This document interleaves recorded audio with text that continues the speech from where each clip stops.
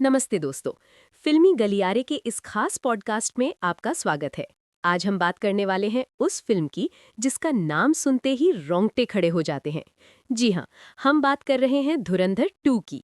अगर आपने पहला पार्ट देखा है तो आपको पता होगा कि विजय धुरंधर सिर्फ एक नाम नहीं बल्कि अपराधियों के लिए एक काल है। लेकिन इस दूसरे भाग में कहानी वहां से शुरू होती है जहां कानून की सीमा खत्म होती है। कहानी की शुरुआत होती है एक सुनसान आइलैंड से, जहां भारत का सबसे बड़ा डेटा सर्वर स्थित है। आधी रात का वक्त है और अचानक पूरा सिस्टम हैक हो जाता है। देश के बड़े बड़े शहरों की बिजली गुल हो जाती है, बैंक अकाउंट्स फ्रीज हो जाते हैं और हर स्क्रीन पर सिर्फ एक चेहरा दिखता है, आर्यन खन्ना। आर्यन एक ऐसा विलन है जिसके पास बंदूक नहीं बल्कि दुनिया का सबसे तेज दिमाग और खतरनाक कोड्स हैं। वो सरकार को चुनौती देता है कि अगर 24 घंटे में उसकी मांगें पूरी नहीं हुई तो वो पूरे देश का डिजिटल वजूद मिटा देगा। अब बात आती है हमारे हीरो की, विजय धुरंधर, जिसे पिछले भाग के अंत में सिस्टम ने गद्दार घोषित कर दिया था।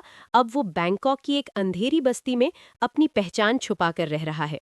वो अब वर्दी नहीं पहनता, लेकिन उसकी रगों में आज भी इंसाफ का खून दौड़ रहा है। जब देश की इंटेलिजेंस एजेंसी हार मान लेती है तो उन्हें एहसास होता है कि एक लोहे को काटने के लिए दूसरे लोहे की जरूरत है, और वो लोहा सिर्फ विजय धुरंधर है। विजय की एंट्री फिल्म का सबसे बड़ा हाईलाइट है। वो अब पहले से ज्यादा शांत, ज्यादा अनुभवी और कहीं ज्यादा खतरनाक हो चुका है। जब उसे मिशन के लिए वापस बुलाया जाता है तो उसका पहला डायलॉग ही सिस्टम की धज्जियां उड़ा देता है। वो कहता है, जब वर्दी में था तब तुमने हाथ बांध दिए थे, अब बिना वर्दी के आया हूं तो कफन का इंतजाम खुद कर लेना। फिल्म का दूसरा हिस्सा यानी इंटरवल के बाद की कहानी एक चूहे बिल्ली के खेल जैसी है। विजय को पता चलता है कि आर्यन खन्ना सिर्फ एक मोहरा है, असली दुश्मन तो सिस्टम के अंदर ही बैठा है। फिल्म में एक जबरदस्त चेस सीक्वेंस है जो मुंबई की लोकल ट्रेन से लेकर समंदर के बीचों बीच एक चलते जहाज तक जाता है। एक्शन इतना रियल है कि आपको अपनी सीट से हिलने का मौका नहीं मिलेगा। क्लाइमैक्स में विजय और आर्यन का आमना सामना होता है। एक तरफ आर्यन की हाईटेक गन और ड्रोन आर्मी है तो दूसरी तरफ विजय का देसी अंदाज और उसकी निडरता। फिल्म का अंत एक बहुत बड़े सस्पेंस के साथ होता है, जहां विजय को एक ऐसी कुर्बानी देनी पड़ती है जो दर्शकों की आंखें नम कर देगी।